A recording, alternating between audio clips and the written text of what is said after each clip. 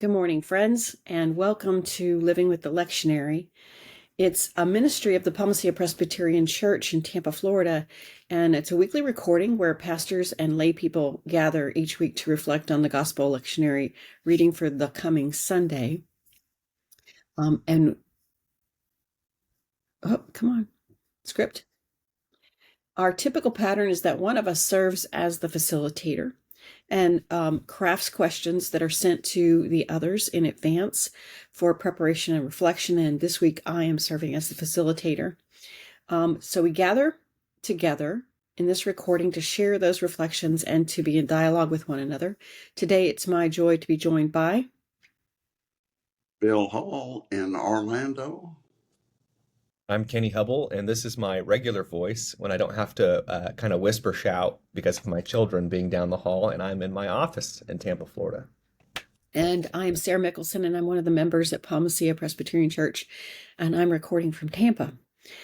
We are on what I would consider the last week of year C, and we're looking at Luke 23, verses 33 through 43. It's the Gospel Lectionary reading for this coming Sunday, November 23rd. And since we are handling holy things, it seems appropriate to pray. So please join me. Gracious and merciful God, thank you for meeting us here and helping us to grapple with what it means to be sovereign and what it means to be gracious. Be with us as we have this conversation, enlighten us, and leave us changed. Amen. So I'm going to start with reading from the New Revised Standard Version, Luke 23, verses 33 through 43. And when they came to the place that is called the Skull, they crucified Jesus there with criminals, one on his right and one on his left. And then Jesus said, "Father, forgive them, for they do not know what they are doing." And they cast lots to divide his clothing. And people stood by, watching. But the leaders scoffed at him, saying, "He saved others. Let him save himself. If he's the Messiah of God, his chosen one." And the soldiers also mocked him, coming up and offering him sour wine and saying, "If you are king of the Jews, save yourself." There was also an inscription over him, "This is the King of the Jews." And one of the criminals who was hanged there kept deriding him, saying, "Are you not the Messiah? Save yourself and us." But the other rebuked him, saying, "Do you not fear God, since you are under the same sentence of condemnation?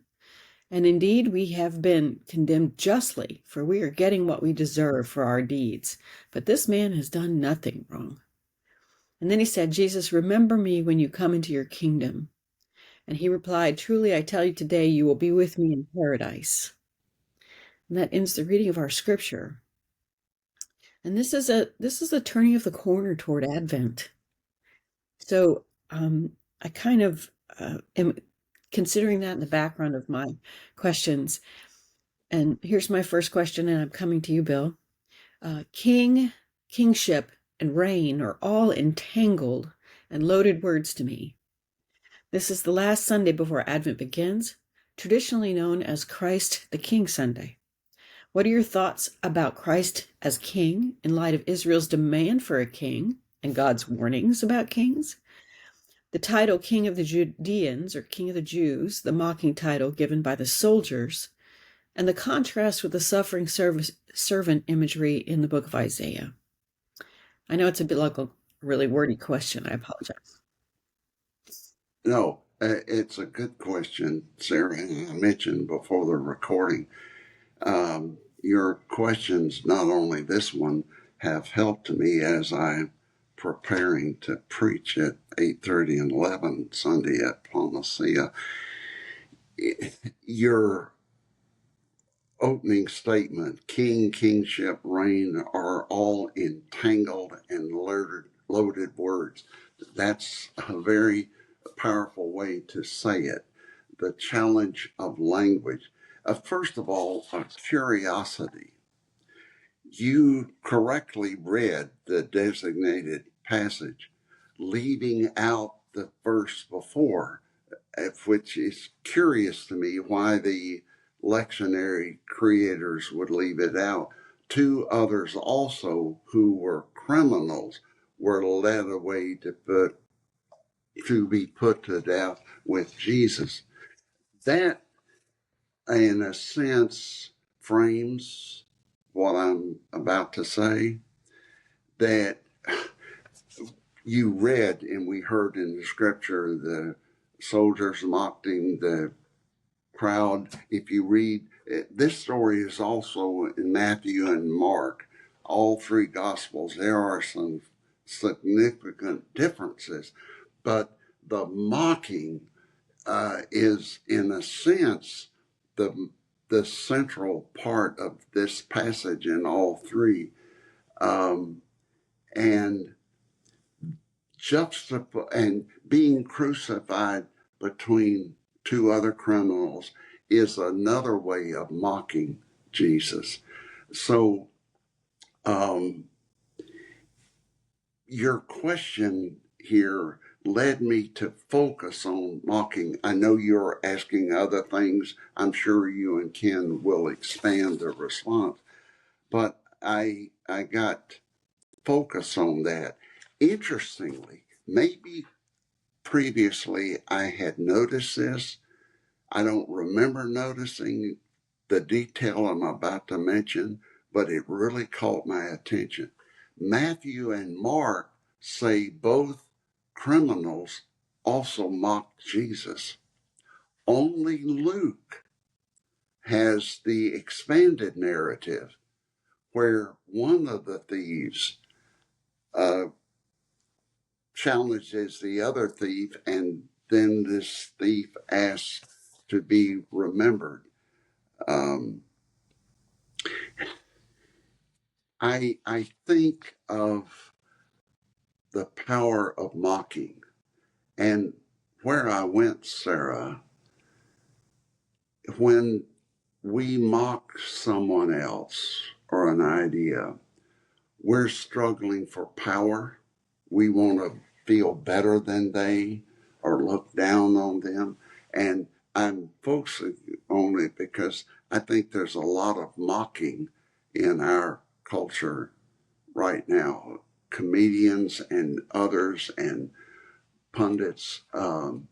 And what strikes me is if I mock you, I'm blocking the ability to see you as you really are, to see beyond the habit or characteristic that I'm mocking. It just struck me so powerfully how mocking is a defense against relationship with someone else. And I think how much the political and religious leaders misunderstood Jesus as the kingship, the lordship of Jesus. And I'm going to leave it there because I'm still working on the power of mocking and how it blocks communication and relationship. Add to that across time, the court jester has been the one who had the freedom, perhaps the ability to mock the king or mock the situation in an effort to reveal truth. It didn't always go well for the jester, but for the most part, that's been the role of the jester, is to reveal the truth in a safe way for all to see. And maybe to do it at the expense of the king, sometimes doing it to compliment the king. But humor being used in that capacity, or mocking being used in that capacity, is an interesting use of revealing truth. So that led me down a different path in my head, but thank you. Ken, what are your thoughts? King, kingship, and reign. This is tricky language, and it certainly puts us in a place where we're considering sovereignty for Jesus. Yeah, it's a really interesting question, and it helped me, Sarah, in trying to understand this particular Sunday in the liturgical calendar. And we recognize that Jesus is royalty and that he's in the line of David. And so part of me is like, there is some just continuity with his historic character. But more than that, I think, we have such a expectation of kings and kingdoms. And similarly, in the ancient world, there was expectations of such kings and kingdom, just as there were expectations of messiahs. And Jesus is one to show that he's a different sort of Messiah. He's a different sort of king, and he leads us towards a different sort of kingdom. And I think in that contrast, that's really powerful. And we talked a little bit prior to the starting of the recording where Jesus is constantly flipping expectations on their head. He's taking systems, he's taking structural parts of society, and he's just turning them on their heads. And part of that is helpful because that's how we learn. We take a vocabulary that we do understand, king and kingdoms, God flips it on its head, and then we have to engage it in this new and important way. And so we see in this passage how other authorities, other systems of power have the hardest time recognizing this sort of kingdom and this sort of power. But the function of that is to bring us towards humility. And that's true of all of us because we are very hierarchical and we want the structure. And, in the biblical narrative, there's the pleading and praying for kings of a certain type, of a cultural, societal type that will just bring peace through a variety of methods that Jesus certainly doesn't subscribe to. So my coming to this first question is really seeing the contrast and looking at Jesus and being like, the problem isn't that king is a bad word or that kingdoms are bad things. It's that our experience of kings and kingdoms are always flawed, and there's full of corruption and greediness and these power dynamics that make things malicious and terrible.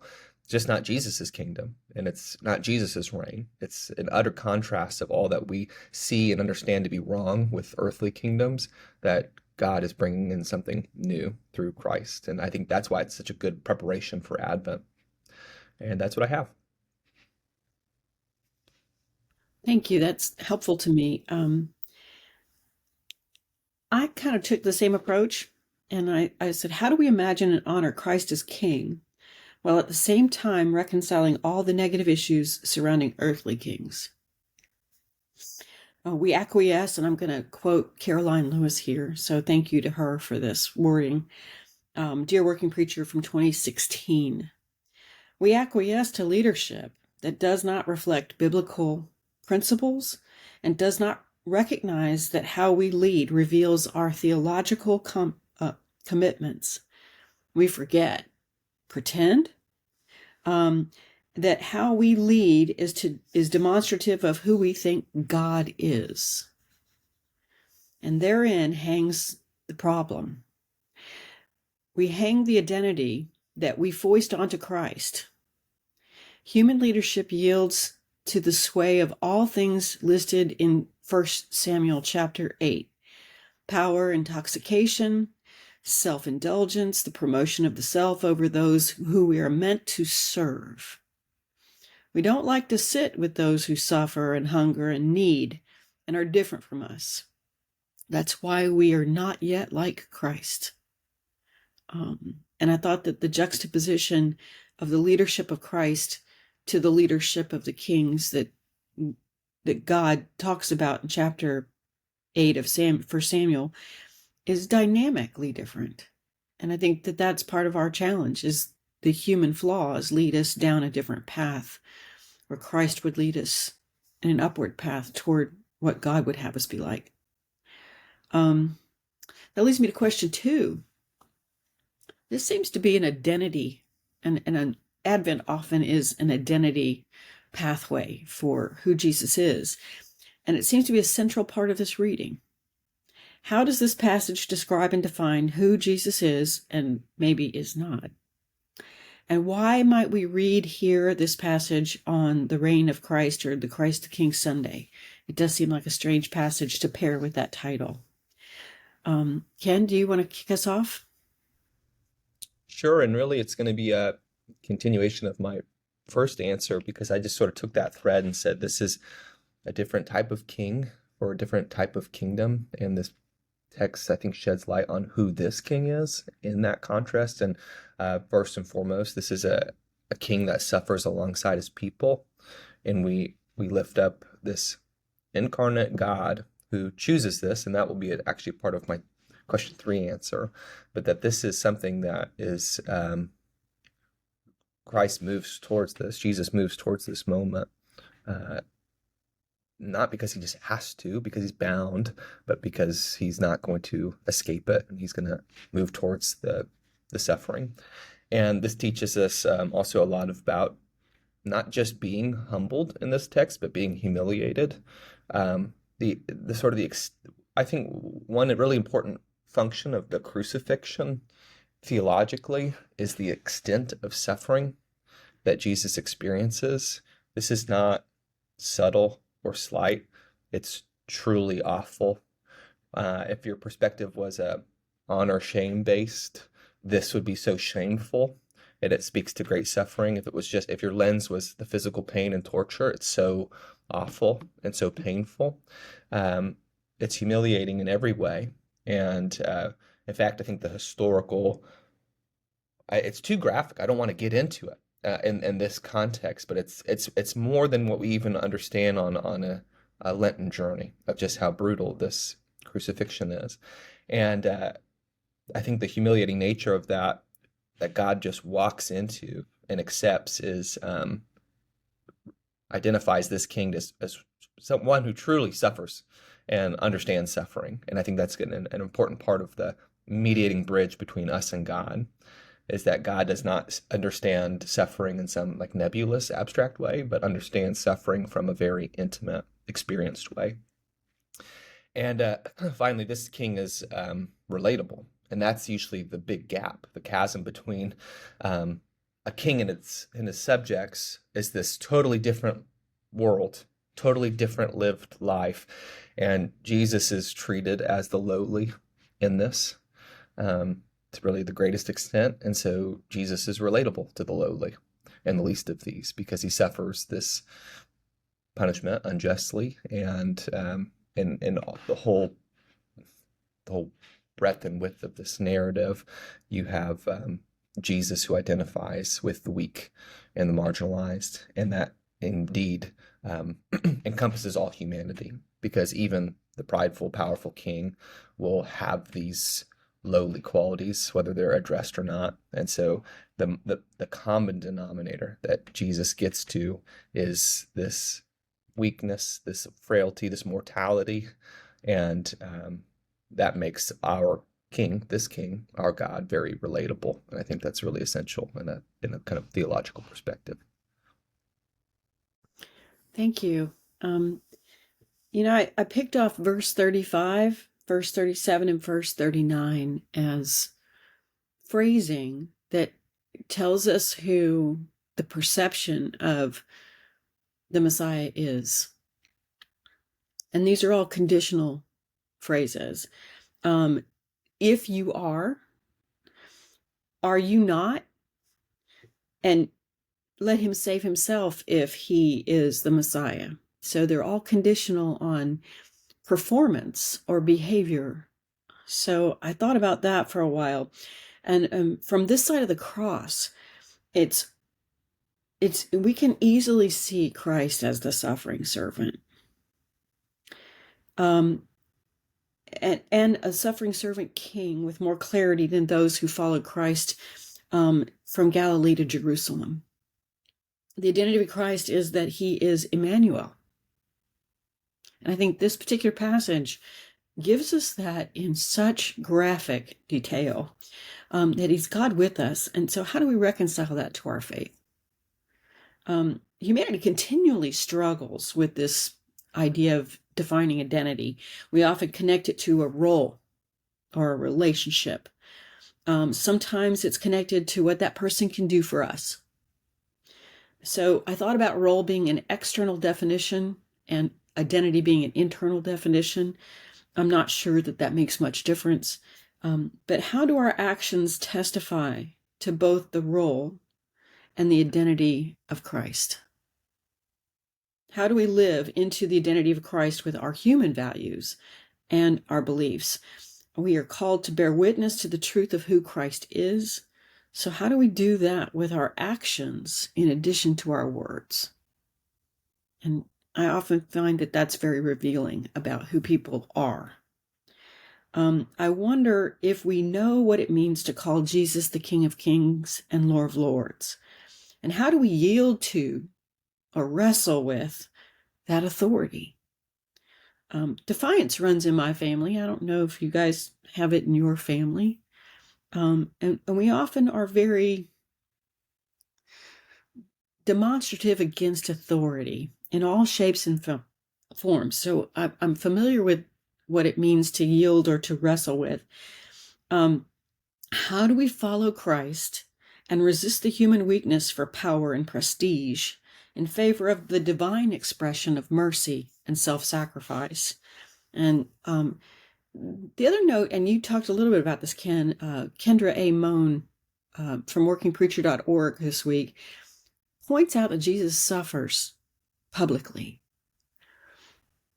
To be vulnerable and to be rejected and physically hurt is not something we volunteer to be in a public setting. Matter of fact, we repel from that. I said, that's not what we normally do. And yet here is the vulnerability and the complete receiving of all that humanity can throw at Jesus. Jesus takes it and takes it in a public format. So I thought that was really provocative as a defining element for who Jesus is. What do you got, Bill? It's about identity. First of all, thank you, Sara, for expanding the use of satire or monkey. That was very helpful. Of course, I was talking about a different form of it, but it is a way to get to the truth.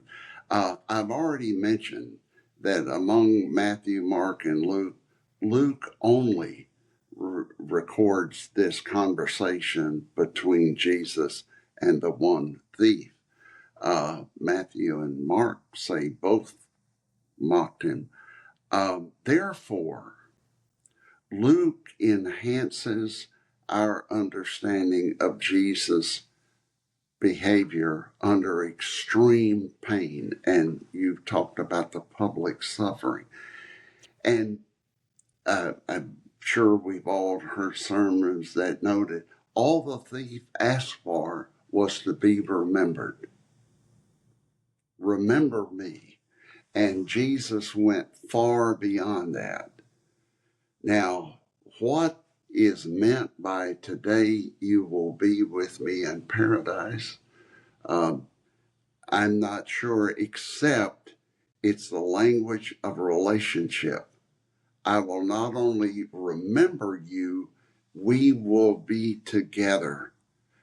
And that is a very rich thought for me. And I'm still working on that under extreme suffering and pain and rejection to speak and act compassionately toward one who said, I deserve to be crucified. I violated the law.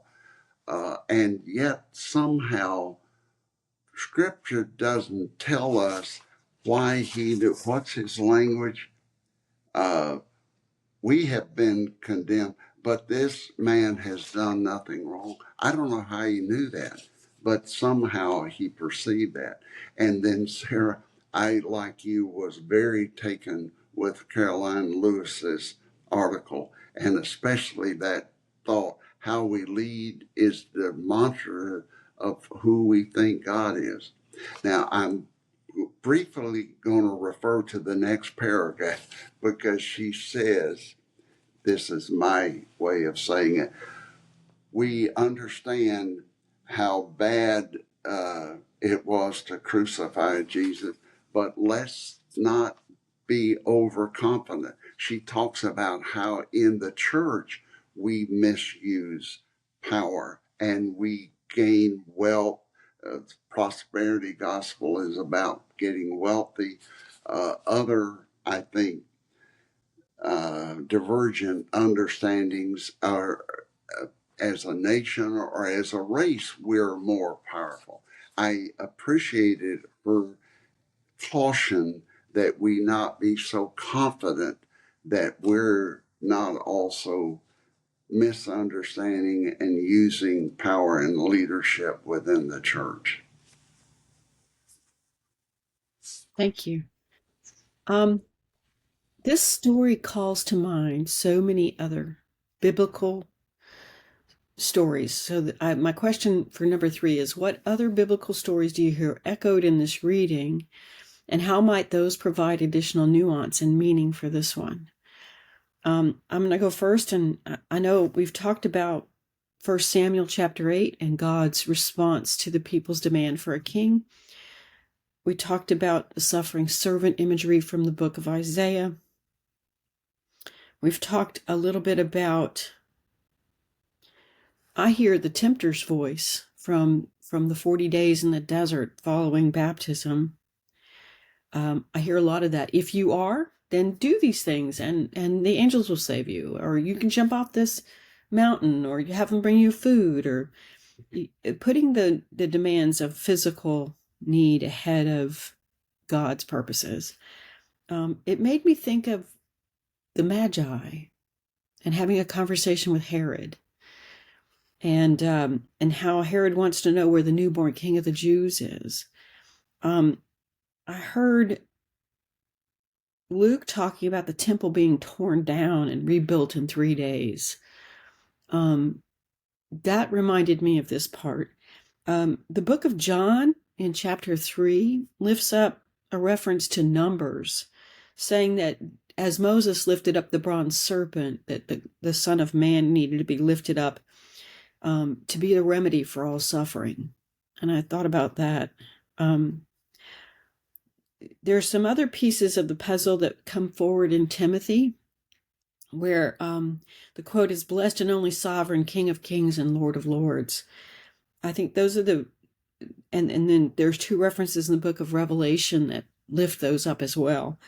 The King of King and Lord of Lords bit. But those are kind of how I navigated through my remembrances that this passage lifted up for me. And it was an interesting moment to see those play out in my head while I read those particular references, to reflect on what it looks like when Emmanuel comes to us and we don't know how to respond, and we then reject what Emmanuel brings to us, and how marvelous it is that he still chooses this path to reconcile us to him. So for me, that was the path I took. It sweetened and made more painful that process for me. What do you think, Bill? I'll come into you first, and can you get final?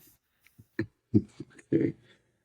For me, Sarah, I went many of the same places you did, but I focused on going back to the beginning of Jesus's adult ministry. In this passage for this week, we're talking about the end of life temporarily for Jesus. At the end, he dies on the cross.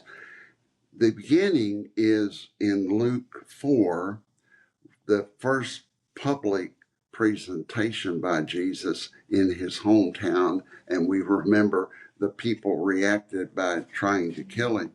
But Jesus reads from Isaiah, in our Bible, Isaiah 61, "The Spirit of the Lord is upon me, because he has anointed me to bring good news to the poor. He has sent me to proclaim release to the captives and recovering of sight to the blind, to let the oppressed go free, to proclaim the year of the Lord's favor." And here in Luke, at the beginning, at the ending of his life, there are 2 statements. One is the last 2 statements before he dies. "Today you will be with me in paradise, and Father, into your hands I commit my spirit." that caught my attention, Sarah, as his last. Now, he was resurrected and had a lot more to say, but his human life temporarily ended with those two statements. And that again is for me rich with who is Jesus Christ and who are we to be as followers of Christ. That faith in God, even at the end, and reaching out to the rejected. I see him in his dying, Sarah, fulfilling the mission he proclaimed at the beginning. And it challenges me to think about how consistent am I in this living the Spirit of Christ. And I think, what is that song, "In the End is Our Beginning"?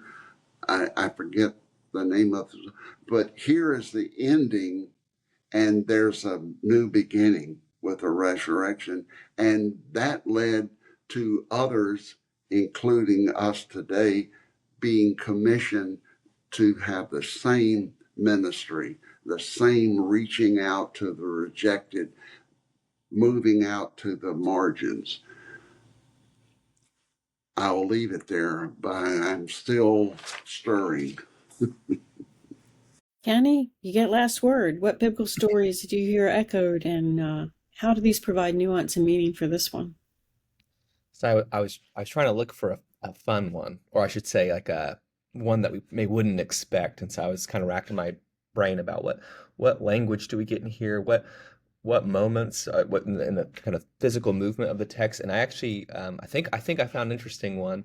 Um, the devil tempting Jesus in the wilderness says, or it says in the Gospel of Matthew, then the devil took him to the holy city and placed him on the pinnacle of the temple, saying to him, "If you are the Son of God, throw yourself down."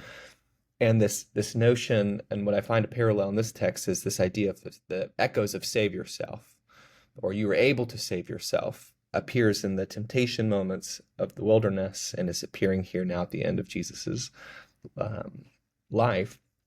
And I'm kind of fascinated with that because it's indicative of our sometimes sort of formulaic understanding of God, of what God should do.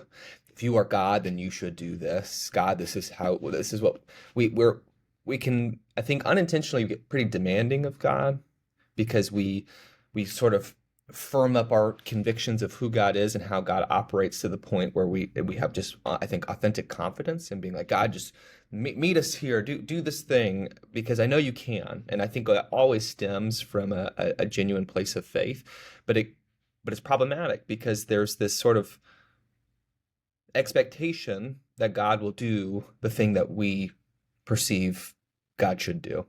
And I think that shapes our prayers. And I think that also comes a hurdle to us because we get to this place, well, if God is good and if God is all powerful, then God should be intervening more often in this very broken and difficult world. But God doesn't even choose that for God's self. It's not about the easy path or the seemingly like most just path. This is an injustice. God's not Jesus's willingness to move towards the punishment of the crucifixion is really exemplary of a God who understands injustice and doesn't always intervene at injustice. And I think part of that is because that is the nature of the world. And God is living into the real nature of the world on our behalf, for our benefit, for that this bridge of mediation and understanding and empathy to be built.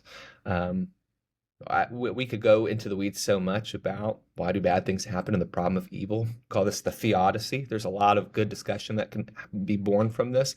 But this idea that the devil tempts Jesus in this way, the Roman soldiers are tempting Jesus in the way, even the criminal on beside him says, if you're the king of the Jews, save yourself. And then the not doing that, the not doing the thing that seems to be the obvious choice if you could do that. It's just sort of fascinating. So I don't really have any answers to that, but just more questions and maybe some more thoughtfulness to how we come to this part of the story. I love that language, mediating bridge. Seems so often that we're isolating each other on opposite sides of cliffs these days. And a mediating bridge is definitely a respite to that.